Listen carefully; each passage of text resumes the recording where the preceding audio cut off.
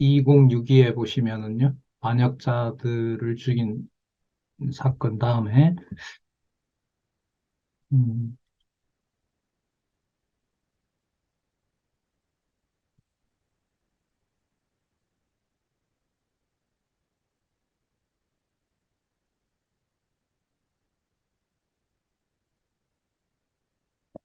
이러한 섭리는 여호와께서 언약 자손인 예수 그리스도를 반역하는 자를 다 멸하실 섭리에 대한 예표로서의 모형과 그림자다. 계시록 19장 15절에서부터 16절, 천년왕국과 관련된 약속이죠. 그리고 앞으로 성취하실 내용인데, 15절에 보시면 그의 입에서 이한검이 나오니 그것으로 만국을 치겠고, 친히 저희를 철장으로 다스리며 또 친히 하나님, 곧 전능하신 이의 맹렬한 진노의 포도주 틀을 밟겠고, 그 옥과 다리에 이름 쓴 것이 있으니 만왕의 왕 만주의 주라 하였더라. 그 지금 이 다윗 왕국을 하나님이 회복하시는 이 사건을 음, 그리스도가 해가고 계신 게 맞나요? 이렇게 물으면 되나? 예를 들면 지금 우리 화요일 날 공개 강좌 히브리서 하잖아요. 히브리서에 보면 예수님은 아브라함 이전에 누구의 반차를 따르는 대제사장이라 그러죠. 하나님의 아들로서 멜기세덱의 반차를 따르는 그 믿음의 주다 이렇게 이제 소개를 하고 있는데 지금 계시록 내용이 시간적으로 다음에 나온다는 이거는 뭐 언약과 성취니까 너무나 분명한데 지금 읽었던 여러분 이 15절과 16절 이 내용이 진짜 지금 연결되는 대로 같은 그리스도께서 다윗 왕국의 회복을 위해서 반역자들을 죽이는 어, 그 사건에서 그리스도가 주관해 가신다라는 것이 예, 맞을까요? 틀릴까요? 맞죠. 그러니까 역사적 사건으로 보는 것이 아니라 그리스도께서 당신의 영원한 나라를 항상 승리로 이끄신다는 거죠. 그때 이때 승리도 아까 보호와 마찬가지로 이제 어느 이름에 이제 초점을 맞춘다는 거죠. 예, 여호와라는 이름에 맞춘다는 거예요. 예, 진짜 이걸 뭐 외부에서 누가 보면 그런 말 비판도 많이 들었는데 전부 다 뭔가 짜놓고 거기에다 다 여호와라는 이름을 집어넣는다는 거예요. 지금은 그 포항에 있는 교회 나오시는 집사님인데 그분이 한 20년 전에 제가 대학에서 만났을 때 하루는 그러는 거예요. 신약, 구약을 전부 다 딱딱 규격화 시켜놓고 그 모든 내용들을 여호와라는 이름에다가 다 집어넣으시는 방식이네요. 이렇게 얘기를 하더라고요. 그래서 제가 맞다 그랬죠. 맞는데 이제 그 집사님이 확인하실 사안은 과연 모든 수천 가지 사건들이 전부 예수 그리스도가 나오고 여호와가 나오는지는 같이 확인을 해 가시면 됩니다. 결론은 말씀하시는 것처럼 잘 봤습니다. 그렇게 얘기를 했는데 계시록 내용이 앞으로 이루어질 것에 대한 시간적인 약속이면은 분명하지만은 이제 시간을 뛰어넘어서 창세전 두 번째 단락 근거로 가면 다윗이 입성하고 반역자들이 죽이는 이 사건이 바로 그리스도가 뭐가 되고 뭐가 되시는 사건이냐 하면 만왕의 왕이고 만주의 주가 되시는 사건이다. 자, 이런 시각도 열린다는 것을 말씀을 드립니다. 그 다음에 원수를 이제 쳐서 멸하는 내용들로 가서 볼게요. 2062에 가시면 음, 원수를 쳐서 멸하는 내용인데 이 내용도 참 흥미롭습니다. 그 기부원 사람들이 기근이 왔는데 그 기근을 풀어나가는 방법이 동시에 원수를 멸하는 방법이 돼요. 여러분 아시는 것처럼 여기에 사울 자손 7명을 죽이는 내용이에요, 이게. 어, 이것도 흥미롭죠. 예, 예, 이렇게 술술 이렇게 연결되면서 읽어 나가기가 쉽지가 않더라고요, 여기도. 자, 어쨌든, 사울 자손 7명을 죽이면서 원수를 멸하는 내용이 그 다음에 이 본문에 있습니다. 자, 그 내용에 대한 신약 근거 볼게요. 이러한 섭리는 장차 여호와께서 예수 그리스도로 하여금 원수 대적을 쳐서 멸하고 승리케 하실 것에 대한 예표로서의 모형과 그림자다. 요한계시록 18장 20절 하늘과 하늘이 나오네요. 성도들과 하늘에 있는 성도들, 이 땅에 있는 성도들 다 포함해서 그 다음에 사도들과 복음의 증인들이었고 대부분 다 순교했다고 하는 그리고 모든 고난 속에서 견뎠던 선지자들, 자 하늘과 성도들과 사도들과 선지자들이 그를 인하여 즐거워하라. 왜냐하면 하나님이 너희를 신원하는 그 억울함을 갚아주는 심판을 그에게 하셨음이라 하더라. 그래서 이렇게 하실 것에 대한 예표로서의 모형과 그림자라는 거죠. 반역자들을 죽인 사건에 원수를 쳐서 멸하는 사건들. 그래서 다윗의 후손들을 기브온 사람들이 에게 맡겨서 거기서 이제 다 죽이게 됩니다. 그리고 다윗은 그 유해들을 가지고 와서 장사를 지내줍니다. 그리고 블레셋을 쳐서 승리를 거두게 되는 이 내용들이 바로 21장 내용입니다. 자, 이 내용이 끝나면서도 다시 한번 정리하죠. 2067에 가시면 2067에 두 번째 단락에 보시면은요. 이상과 같이라는 말이죠. 이상과 같이는 이게 21장 원수를 쳐서 멸하는 요 동그라미 3 여기에 대한 신약의 근거입니다. 아까 읽었는데요. 하늘과 성도들과 사도들과 선지자들이 그를 인하여 즐거워하라. 하나님이 너희를 신원하시는 심판을 그에게 하셨음이라 하더라. 자, 여기에 이제 다윗의 찬송이 드러납니다. 다윗의 찬송은 결국 언약대로 또 언약하신 것을 여호와의 방법대로 그렇게 이루신 것에 대한 찬양이라고 할 수가 있겠죠. 그 말은 여호와께서 당신을 계시하지 않으면 당신을 깨닫게 하지 않으면 절대로 알 수 없다는 것이 바탕에 깔린다는 겁니다. 단지 다윗의 어떤 상황이 좋아진 것을 찬양하는 건 아니니까요. 그래서 이 성경 본문이 재밌게 시작해요. 그 2068에 22장 1절을 한번 보시기 바랍니다. 이게 지금 사무엘 거의 맞춰가는 부분이거든요. 그죠? 사무엘 22장이니까 이제 곧 이제 사무엘 내용이 끝나가는 내용입니다. 24장까지죠. 사무엘 내용이. 자, 거기 22장 1절에 보시면 주어가 누구로 나와 있어요? 예? 22장 1절. 여호와께서 다윗을 모든 대적의 손과 사울의 손에서 구원하신 그날에. 자, 누가 하셨다는 거죠? 여호와께서 하셨다. 그럼 이 똑같은 표현이 땅 언약 성취 섭리를 하신다는 내용에도 똑같이 나와요. 한번 찾아보실래요? 서쪽 땅 언약 결론에 해당하는 여호수아 23장 1절을 한번 찾아보세요. 여호수아 23장 1절에 보시면 제가 한번 읽어볼게요. 여호와께서 이스라엘의 사방 대적을 다 멸하시고 안식을 이스라엘에게 주신 지 오랜 후에 이렇게 보면 이게 비슷하죠. 누가? 여호와께서 이스라엘의 사방 대적을 다 멸하고 땅을 주셨다는 거죠. 그래서 안식을 이스라엘에게 주신 지 이렇게 주셨다. 이렇게 끝나면은요. 그러니까 여호와께서 언약하신 대로 그대로 다 이루신다는 거죠.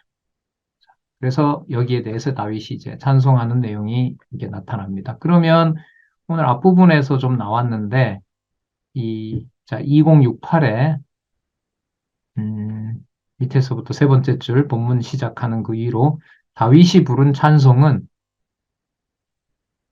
예수 그리스도께서 최후의 승리를 거두고 성도의 나라가 견고하여질 때에 부르게 될 찬송에 대한 예표로서의 모형과 그림자다.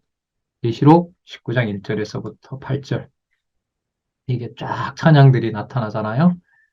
19장 1절은 허다한 무리의 큰 음성 같은 게 나오면서 할렐루야라고 얘기를 하고 구원과 영광과 능력이 여호와께 있다고 얘기를 합니다. 그리고 그 심판은 참되다고 하고 음행으로 땅을 더럽힌 음녀를 심판하셨다고 하고 종들의 피를 갚아줬다고 하고 그 다음에 24 장로들과 내생물들이 보좌의 앞에서 보좌에 앉으신 하나님께 경배하고 아멘 할렐루야라고 경배하고요. 그리고 보좌에서 음성이 나서 19장 5절에 하나님의 종들 곧 그를 경외하는 너희들은 물론대소하고 나 우리 하나님께 찬송하라.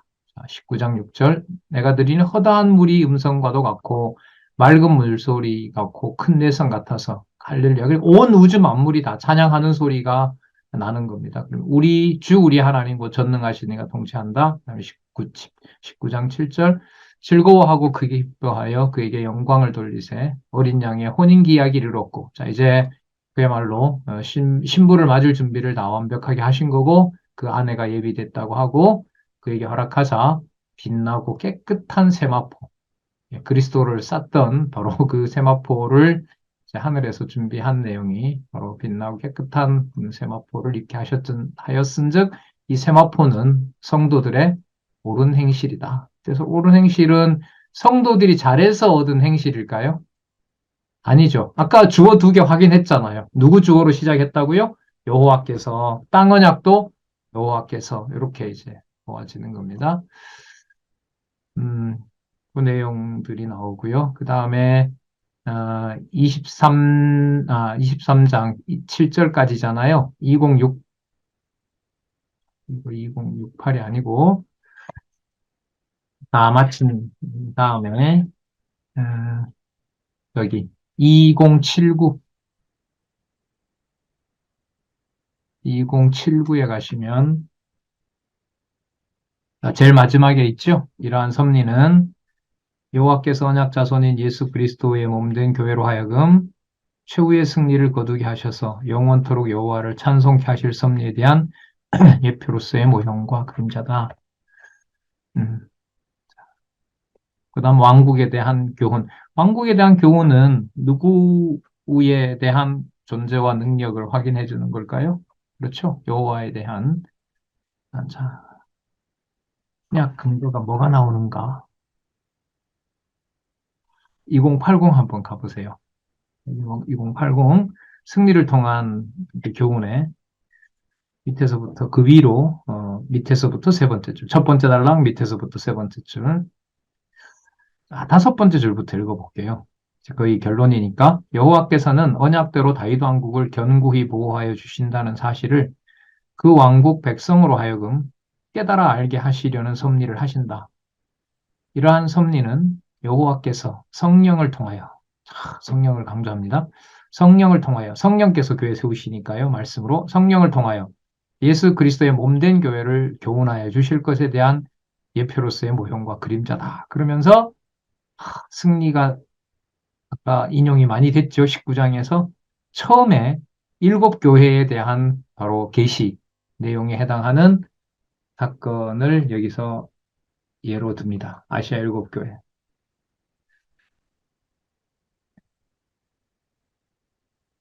네, 일곱 교회에 대한 계시. 아시아 일곱 교회 이러면 무슨 생각이 딱 떠오르세요? 아시아 일곱 교회를 생각한다고 승리가 딱 들어오는 건 아니잖아요. 그렇죠? 예. 아시아 일곱 교회의 그 내용들이 뭐로 되어 있어요? 뭐와 뭐로 되어 있죠? 주로? 주로 무슨 내용들이 많이 나와요? 어, 책망하는 내용이 많이 나오죠. 그 책망한다는 말은 그 교회를 누가 주관하신다는 겁니까? 그리스도가 주관하신다는 거죠. 그리고 주관하시면서 그 책망하는 내용, 그리고 진리를 붙잡고 있는 그 교회를 통해서 바로 여호와의 이름을 계시하는 사건으로 이제 무게를 옮긴단 말이죠. 자, 여기에서 보시면은 어, 성령을 통하여 예수 그리스도의 몸된 교회를 뭐 하여 주신다 그래요? 교훈하여 주신다는 거죠. 그러니까 이제 이 교훈 내용하고 이제 승리하고 이렇게 좀 맞춰보면 지금 승리한 다음에 이스라엘 백성들에게 교훈하는 거잖아요. 순서로 보면. 근데 지금 요한계시록에 보면 아까 우리 19장이 승리와 관련된 건데 지금 승리를 통한 교훈을 얘기하면서 어디 있는 부분을 들어요? 아까 19장이 아니라 요한계시록 앞부분을 드는 거예요. 그럼 여러분 이건 시간적 순서를 따라서 보면 되겠어요? 안 되겠어요? 이게 앞뒤로 봐서는 안 되는 거죠. 그러면 여러분 여기서 아시아 일곱 교회에 자신을 계시하시는 이 내용에서는 그러면 이게 아직 승리가 안 나왔으니까 이 교훈은 승리와 무관한 걸까요? 어떻게 생각하세요? 이게 이제 이런 이제 개론을 바탕을 두면서도 개론을 이제 그 주제에 맞게끔 이렇게 활용을 지금 하고 있는 거예요. 아까 계시록 거의 끝에 내용들이 승리와 관련된 게 나왔잖아요. 그리고 다윗이 이제 입성해서 누구를 이제 온전히 찬양하냐면 여호와를 찬양하게 한단 말이에요. 자, 그러니까 승리 후에 뭐가 나와요? 교훈이 나오잖아요. 근데 지금 이 계시록 인용을 보면 승리는 뒤에 걸 쓰는데 어디 있는 내용을 가지고 교회에 대한 그 교훈을 써요? 계시록 어디 있는 앞에 있는 걸 가지고 쓰는 거예요. 그럼 이게 여러분 앞에 나온다, 뒤에 나온다라는 이런 시각으로 보면 될까요? 안 될까요? 안 되는 거죠. 그리고 뭐에 맞춰야 돼요? 주제와 의미에 맞춰야 되는 거예요. 주제와 의미에 맞추도록 지금 안내를 하고 있는 것이 지금 이 내용입니다. 일곱 교회에 대한 계시는 에베소에서부터 빌라 라오디게아 교회까지 그리스도가 그 모든 교회를 진리의 말씀으로 뭐 하시느냐 교훈하신다는 거예요. 그러니까 지상에 그리스도가 오실 때까지 남아 있는 교회에 예수님이 그런 약속하시죠. 기록한 말씀이 하나라도 뭐 하지 않는다? 땅에 떨어지지 않는다는 거예요.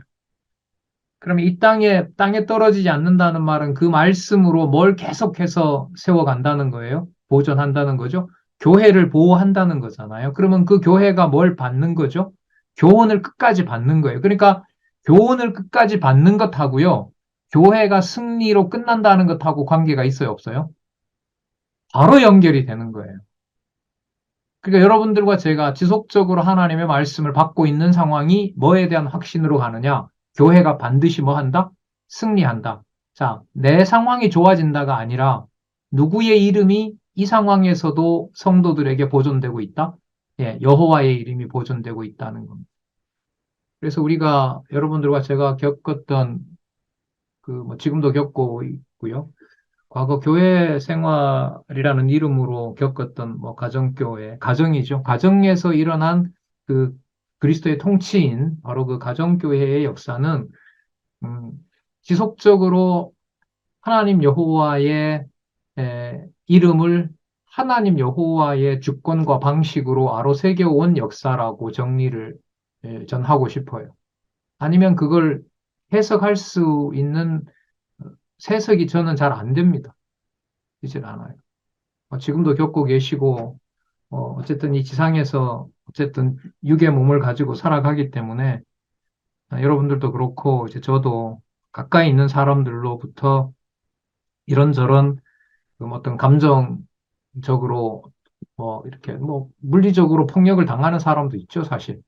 뭐, 전쟁 같은 경우에는 자기와 전혀 무관하게 자신이 이제 뭐 폭격을 당한다든지 부모가 죽을 수도 있고, 그다음에 자녀가 죽을 수도 있고, 어쨌든 뭐 소련, 우크라이나는 계속되고 있고, 뭐 이스라엘도 끝난다 하지만 계속 그렇게 되고 있고, 작은 일, 큰 일에서 여러분들과 제가 계속 어쨌든 겪어 나가는 일이고요. 교우들 관계에서도 마찬가지인 거고요.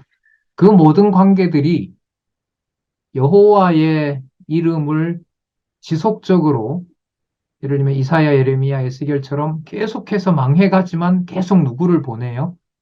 망해가지만 누구를 보내죠? 선지자들을 보내잖아요. 누구의 사람이라고 얘기하죠? 열왕기 가면 하나님의 사람을 계속 보내거든요. 그래서 그 전능하신 그 하나님이 언약하신 대로 이루는 바로 누구다? 여호와라는 사실을 계속 알려줘요. 여러분, 지금 이 개념으로 여러분들이 지난 과거 역사가 진짜 성경 처음서부터 끝까지 여호와가 나오는 것처럼 여러분들이 지난 과거에 뭐 남들한테 얘기를 꺼내고 못 꺼내건 혼자 어쨌든 무정까지 가지고 가야 되는 것부터 시작해서 그 모든 것들이 다 여호와의 이름으로 이렇게 묶여지는 걸 좀 느끼시나요? 그냥 시간 지나서 잊어버리고 사시나요? 음. 근데 생각하다 보면 기억이 나거든요. 누구 사건을 딱 보면, 저건 내 얘긴데라고 기억이 나죠.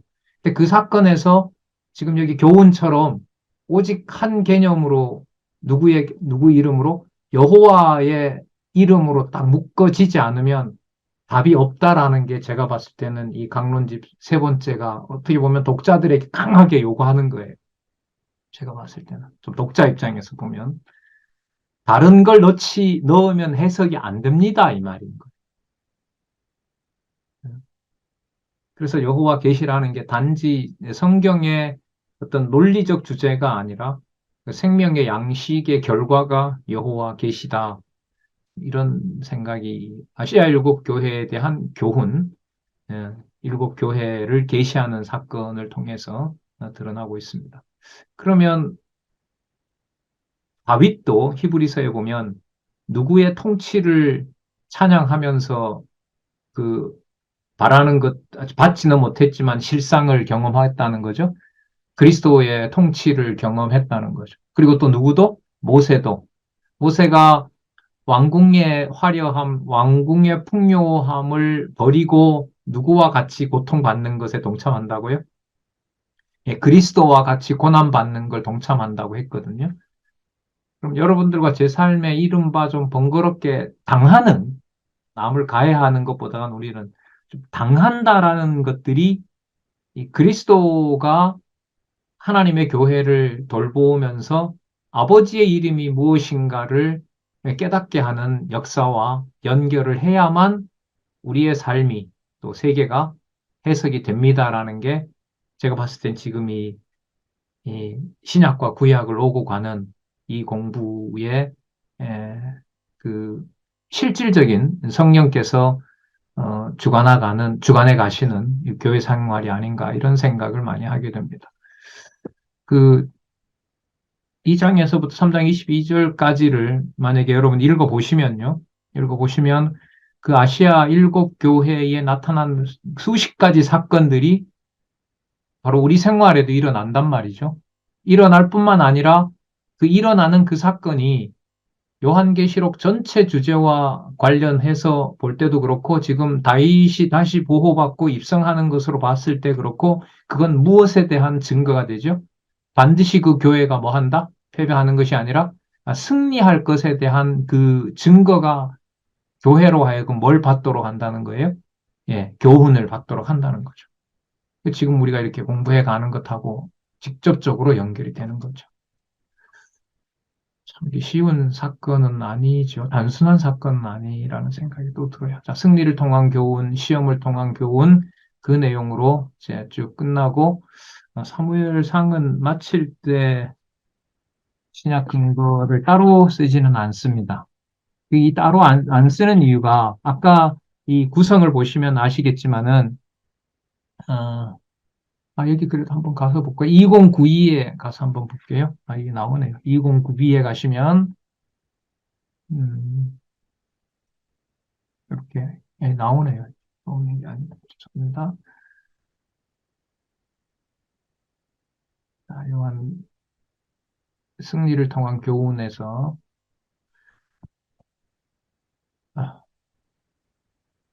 2092 두 번째 단락 이러한 섭리는 예수 그리스도의 몸된 교회로 하여금 여러 가지 시험을 통하여 승리할 수 있도록, 자, 시험을 통하여 승리할 수 있도록 하시는 섭리에 대한 예표로서의 모형과 그림자다. 아까 내용에서는 어디에 초점을 맞췄죠? 지속적으로 교훈한다. 왕국에 대한 교훈에 맞춘 거라면 지금 이건 이제 그 내용을 통해서 다시 또 한번 묶을 때는 자, 어디에 맞춰서 얘기합니까? 승리에 맞춰서 얘기를 하는 겁니다. 그래서 여기서 여러분 이걸 잘 보시면 개론 구조를 바탕을 둬야 돼요? 안 둬야 돼요? 둬야 되죠. 그다음에 다른 주제와 연결시킬 때는 앞뒤 순서를 얽매인다. 그 순서를 넘어선다? 넘어선다는 거죠. 그 넘어선다는 말은 어디에 존재하는 하나님과 연관을 시킨다? 창세전에 존재하는 하나님과 연관을 시킨다. 그래서 여러분 두 번째 단락에 보면 이제 무슨 근거? 창세전 근거. 세 번째 단락에는 신구약 상호 근거. 그리고 상호 근거를 확인하면서 두 번째 단락인 창세전 언약으로 간다. 그게 바로 누구에 대한 계시의 원천이 된다? 여호와 계시에 대한 원천이 된다. 이렇게 이제 구조가 됩니다. 그러니까 그 창세전 맥락에서는 인용이 순서대로 가는 것이 아니라 순서를 바탕으로 해당되는 주제들이 뭐 하게 됩니까? 서로 얽히게 되는 거죠. 그때는 앞에 나왔다, 뒤에 나왔다라는 게 아니라 어디에 모이게 돼요? 의미에 모이게 돼요. 아셨어요? 그럼 역사적 교훈을 얘기할 때 반드시 조선시대 걸 먼저 얘기하라는 법이 있어요? 없잖아요. 그러니까 역사적 교훈을 얘기할 때는 조선시대를 얘기를 하고, 그 다음에 고려시대도 얘기하고, 초기 삼국시대도 얘기를 할 수 있는 거죠. 하지만 순서로 본다면은 이제 그 순서대로 해야 되는 거죠. 그렇잖아요. 우리 삶이라는 것도 어제와 오늘이라는 게 내가 생각할 때 만들어내는 고리인 거지, 하나님이 주관해 가신다라고 봤을 때는 오늘이나 내일 삶이라는 게 시간적 연속성이 하나님은 다 초월한 분이기 때문에 창세전 근거로 가버리게 되면 어제 모습과 오늘 모습을 내가 연결시킨다는 것도 말이 되질 않는 거죠. 그때그때마다 주는 상황이 뭐와 직결되도록 한다? 창세전 하나님의 영원하신 존재와 연관되면서 아까 말씀드린 대로 어, 곳곳에 있는 내용들을 바탕으로 해서 서로 연관을 짓는다. 그 의미로 가면은 구약에 있는 사건을 얘기하기 위해서 신약에 있는 근거를 드는 거죠. 예를 들면은 출애굽기에 보면 모세가 고난당하고, 아니, 그리스도를 위해서 고난당했다는 내용이 있어요, 없어요? 없잖아요.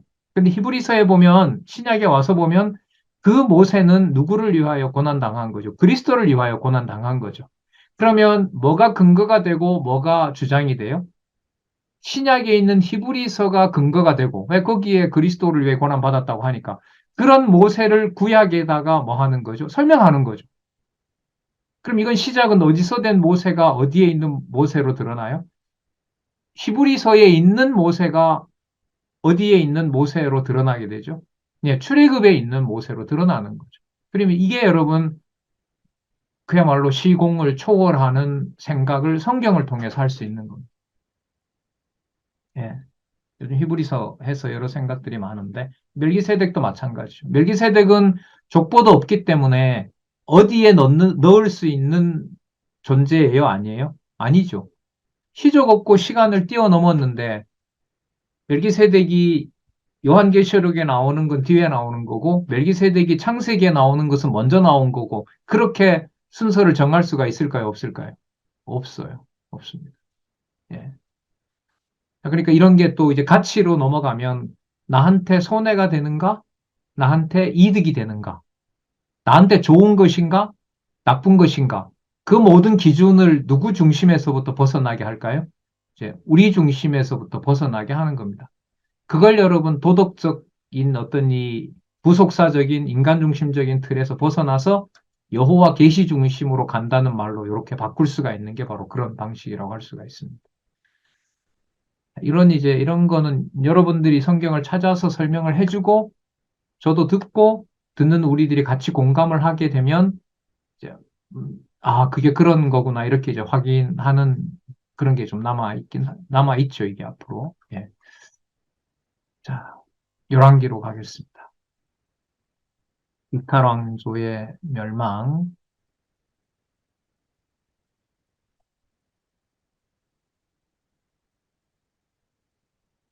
이탈 왕조의 멸망으로 가겠습니다. 무슨 근거가 나올까요? 어디를 사용을 할까요? 이게 궁금하죠? 저도 궁금해요. 넘어갈 때 이제 뭘 쓸까? 뭘 보여주셨을까? 이렇게. 자, 어디에 나올까요? 2095 가볼까요? 첫 번째 줄부터 좀 읽어보겠습니다. 여호와께서 이방 민족을 들어서 북왕조를 멸망시키는 것은 그 왕조가 여호와의 언약과 무관하기 때문이다. 반대로 남쪽 다윗 왕조를 보호하여 주시는 것은 그 왕조가 여호와의 언약과 관계가 있기 때문이다. 여호와께서 일찍이 야곱을 통하여 유다에게 그 지파에서 왕의 홀이나 치리자의 지팡이가 떠나지 아니할 것을 언약하신 바가 있다. 창세기 49장 10절. 그리고 그 지파 중에서 다윗을 택하여 기름 부어 이스라엘 왕으로 세워주신다.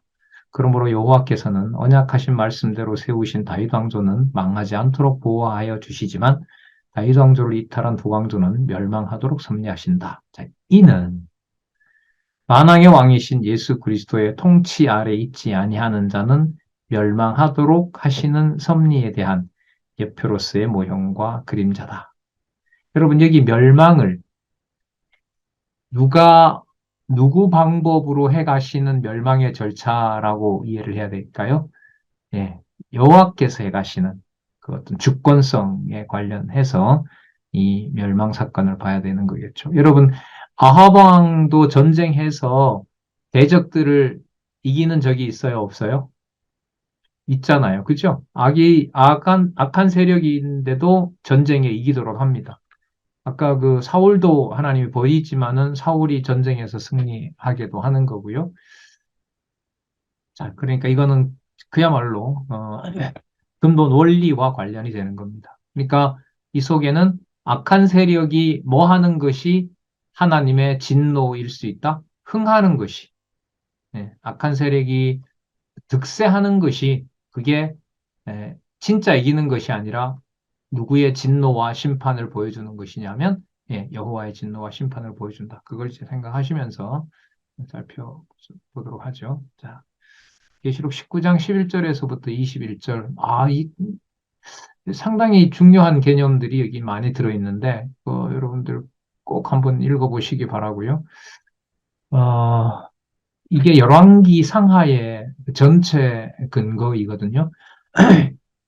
1절의 핵심 개념을 보면 백마와 백마 탄자가 있는데 충신과 진실이야. 진실 진리죠.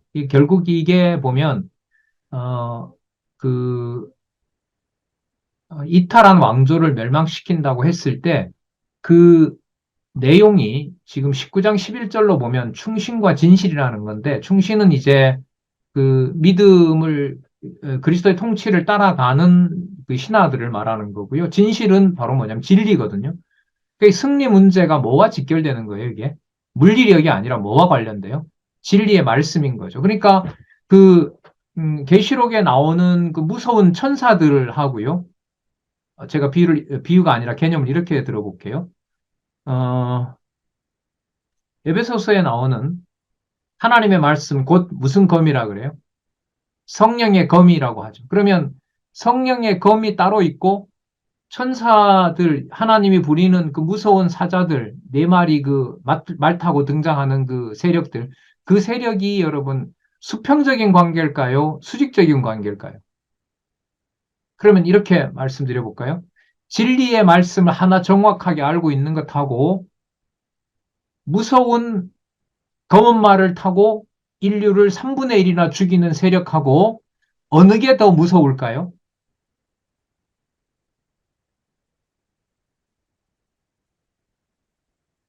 진짜요? 말씀이 더 무서우세요? 다 순교하시면 되겠다. 그러면. 음. 어, 예수님이 빌라도의 손에 의해서 죽으실 때 빌라도가 진리가 뭐냐라고 묻는 장면이 있죠. 그럼 예수님 지금 상황으로 보면 누구 손에 죽고 있는 거죠? 빌라도 손에 죽고 있는 거잖아요. 그야말로 무서운 그 악의 세력에 의해서. 그런데 그 빌라도가 얘기했던 대로 예수님께서 이제 하나님을 소개하고 자신을 소개하고 했을 때 뭐하고 비교가 돼요? 진리라는 것하고 비교가 되는 거죠. 성령의 검과 계시록에 나오는 그 말들을 타고 있는 무서운 천사들과 어떤 것이 더 본질적인 것이고 어떤 것이 더 승리에 가까운 것일까요? 이런 맥락에서 보면 바로 진리라고 할 수가 있겠죠. 진리라는 겁니다.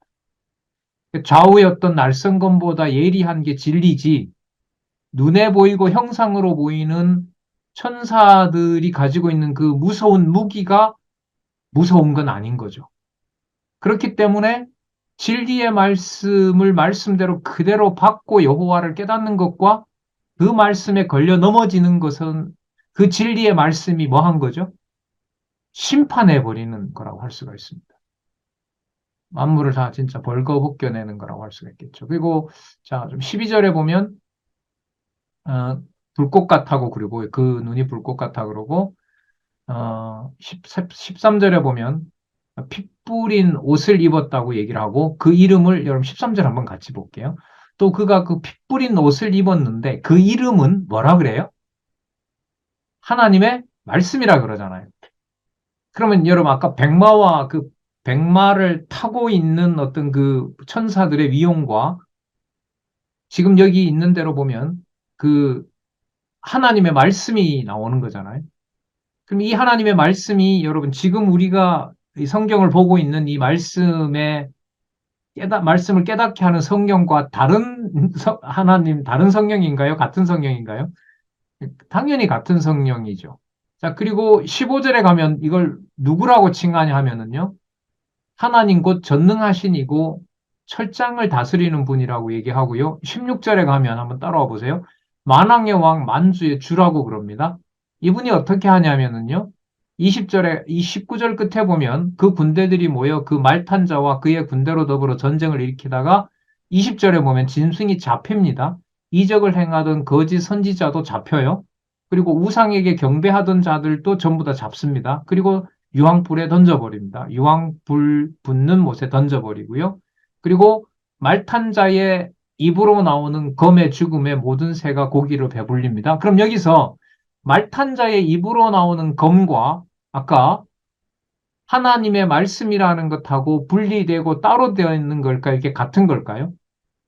같은 겁니다. 그래서 여러분 히브리서 4장 12절 살았고 운동에 있어 좌우의 어떤 날선 검보다 예리하여 홍과 영과 관절과 골수를 찔러 쪼갠다라는 게 막연한 관념이 아니라 뭐예요? 이게 실체인 거예요. 실체입니다. 그러니까 여러분들이 지금 이 순간에 이제 이렇게 말씀을 저랑 같이 볼 수 있도록 하는 이 상황이 좌우의 어떤 날선 검보다 예리한 그 말씀의 능력이 주관해 가는 거죠. 예. 사악한 마음 줬다가 지식을 추구하는 마음도 줬다가 그걸 또 지워버리기로 했다가 그걸 또 깨닫게 하기 위해서 여러 가지 환란과 어떤 시험에 넣기도 했다가 이 모든 과정들을 통해서 그렇게 가신다는 겁니다. 자, 그러면 이게 열왕기상하고 지금 말씀드리는 것하고요 관계가 있을까요, 없을까요?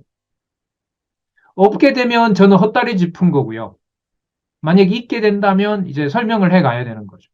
그럼 아까 설명해 보면 이탈 왕조인데 누구는 버리고 누구는 세워요? 북쪽 이스라엘은 버리고 남쪽 유다를 세우잖아요. 남쪽 유다가 의로웠기 때문에 세우나요? 우리가 남들보다 의롭기 때문에 말씀을 받을 수가 있는 거잖아요. 아니죠? 아닙니다. 자, 그러면 이게 뭐하고 관련이 돼요? 아까 말탄자의 입에서 나오는 성령의 검으로 진리의 말씀으로 거짓과 진리를 전부 뭐하는 심판하는 만왕의 왕 만주의 주 그리고 피 뿌린 옷을 입고 있는데 그 피 뿌린 옷이 바로 뭐가 돼요? 하나님의 말씀인 거죠. 여러분 이 말씀도 재밌어요. 피 뿌린 옷이라는 게 여러분 그리스도가 어쩔 때 피 흘리신 거죠? 악의 세력에게 뭐 한 거예요? 당해서 피를 흘린 거 아니에요. 근데 이건 여러분 승리 쪽에 가까워요. 당한 것 쪽에 가까워요. 이 분위기가. 당한 거고 패배처럼 보이잖아요. 그런데 지금 그걸 9장 13절에서는 누구의 말씀이라 그러죠? 하나님의 말씀이라고 그러는 거예요. 그럼 그때 하나님의 말씀이 패배당한 건가요? 아닌 거예요, 그게. 하나님의 말씀이 그 죽음의 권세에 대해서 피 뿌린 옷을, 깨끗한 옷을 만드는 과정이 바로 그 몸에서 무엇을 뿌리도록 하는 거예요? 피 흘림이 되도록 하는 거죠. 그리고 그 이름을 뭐라고 부르냐면 하나님의 말씀이라고 부르는 겁니다. 그러면 피 흘려 죽으신 그리스도가 여러분 그 약자고 당한 거고 이런 게 아니라 그 피가 바로 무엇의 증거가 되죠?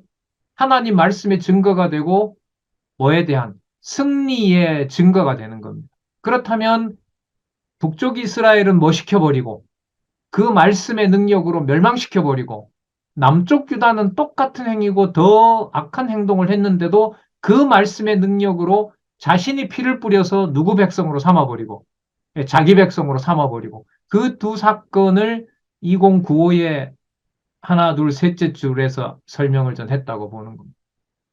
그리고 이 사건을 저는 글쎄 그, 그, 이렇게 나이를 먹는 것하고 관계 있는지 이렇게 이론을 자꾸 보다 보면 이게 식상해서 뭔가 내 삶으로 가지고 오려고 하는 욕심에서 그런지 막 어떻게 보면 막 얽혀 있는 것 같아요. 어떨 때는 진짜 성령께서 보호해 주셔야 되는데 에, 읽고 확인하는 이 말씀이 현재 여호와 하나님의 이름을 어떻게 드러내느냐라는 그 교회 생활과 관련된요. 그 빌립보서부터 어, 데살로니가 후서까지가 무엇을 통한 무장이죠?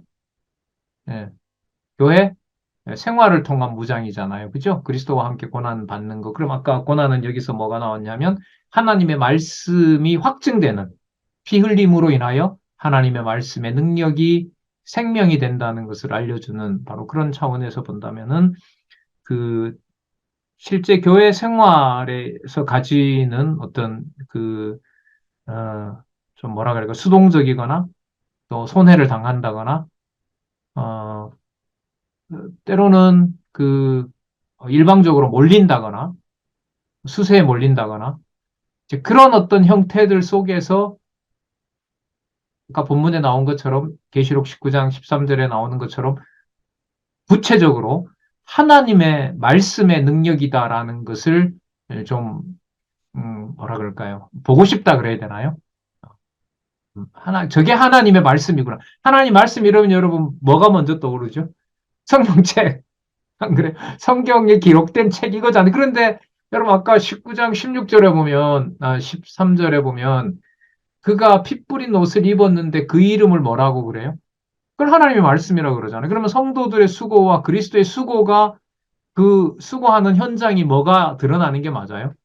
하나님의 말씀이 드러나는 게 맞죠. 이런 얘기들을 현상의 얘기가 아니라 이 성경의 맥락에 따라서 신약과 구약을 연결해서 이렇게 얘기를 하려면 이런 상황은요, 이게 제 혼자 얘기해서는 진짜 효과가 없어요. 이게 지금 뭐, 우리가 말은 하지만은 이게 뭐 현실에서 말하는 그런 말들이 아니거든요. 예? 뭐 하나님 말씀 이러면 성경책, 지금 이게 성경책하고는 무관한 내용이에요. 이 내용들은. 이런 사고를 하면서 이른바 만들어지는 기록되어 가는 세 번째 단락이 만들어진 거예요. 그러니까 이 저자를 성령께서 주관하실 때 어떤 사건을 보되 이런 관점에서 보면 누구 편을 들고 누구를 위하고 이런 게 될까요? 안 되는 거예요. 불태우면 불태워라. 나는 내가 준 이거는 난 갖고 가겠다. 이런 말씀을 많이 들으셨잖아요. 이제 그게 어디에서 나오는 거냐 하면 모든 다양한 사건들이 오직 기록한 말씀이 문자로 끝나는 것이 아니라 그게 바로 뭐다는 거죠? 생명력 있는 하나님의 말씀이라는 거죠. 여러분 이런 얘기를 열왕기 상하랑 얘기해 본 적이 있어요? 본 적이 있어요? 네. 그럼 이 부분만 그래요? 네, 다른 것도 다 해야겠죠? 얼마나 좋아요. 평생 지금 막 눈이 떠지고 귀가 열리는 한은 우리 할 게 얼마나 많은지 너무너무 행복한 상황이라는 걸 여러분들에게 알려드립니다. 우리 지금 하나도 안 좋으시잖아요. 네. 듣는데 문제 없고, 읽는데 문제 없고, 공부하는 멤버들이 있고, 일주일에 한 번씩 보는 지체들이 있고, 뭐, 그리고 이 세 번째 단락 공부로 인해서 그냥 한 개념 보면 막 성경 신구약을 막 왔다 갔다 하고 얼마나 놀라운 일이에요. 좋으시죠? 할 게 많아서 좋으시죠? 네. 질문 있으면 하시기 바랍니다.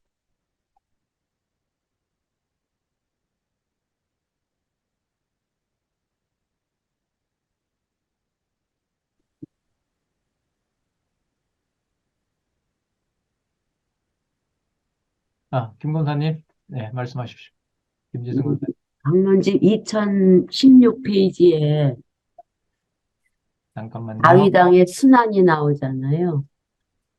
예, 그 근거가 이 마태복음이고, 네, 또 끝날 때는 마태복음 26장이고, 시작할 땐 마태복음 16장에 마태복음 위주로 근거를 제시해 줬는데, 네. 이건 예수에 의한 성취에 다 그리스도의 순환이 나오지 않아요? 음, 다시요. 마태, 마가, 누가, 요한에 네. 그리스도의 순환은 다 들어가 있지 않는. 마태, 마가, 누가, 요한에 전부 다. 예. 당연하죠. 그렇죠. 그러니까 여기서 이제 이런 인용은요, 이 예. 신약과 이렇게 연결이 됩니다라는 걸로 이제 연결을 해주고, 저도 말씀드렸습니다마는 십자가 사건이 이러면 어디에 다 나옵니까? 다 나오잖아요. 근데 다 나올 때 이제 공부를 해왔던 방식대로, 고난이 나오지만은 마태복음에서는 뭐 직임이라든지 그런 부분에 바탕을 두면서 이렇게 연결해 가자는 거죠. 네, 네, 당연하죠. 마칠 때는 뭐로 끝난다고요? 완전히? 그것도 마태복음 26장. 몇 그거는 페이지? 순환받음에 의한 성취에 들어가고, 2025에 있네요. 그죠? 예. 그리고 시작할 때는 네. 이제 왕위의 직임에 들어가고, 맞아요. 이거 저희가 소개 안 했네요. 그죠? 예. 마태복음 16장 21절 한번 읽어 보실래요, 권사님? 예루살렘에 올라가 장로들과 음, 서기관들에게 많은 고난을 받고 죽임을 당하고 음. 3일에 살아나야 할 것을 제자들에게 비로소 가르치니. 네, 네, 맞습니다. 예. 뭐 또 추가 질문 있으면 하시기 바랍니다.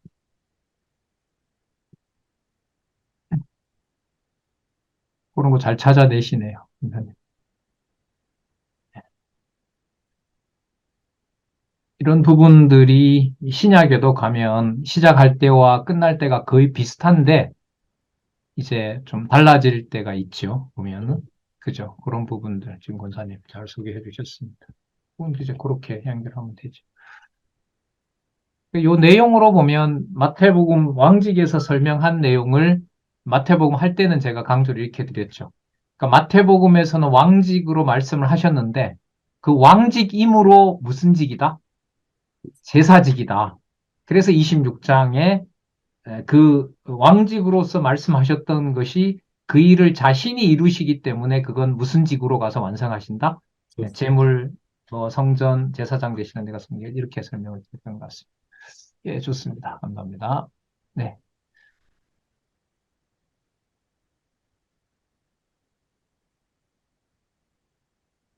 네, 됐습니까?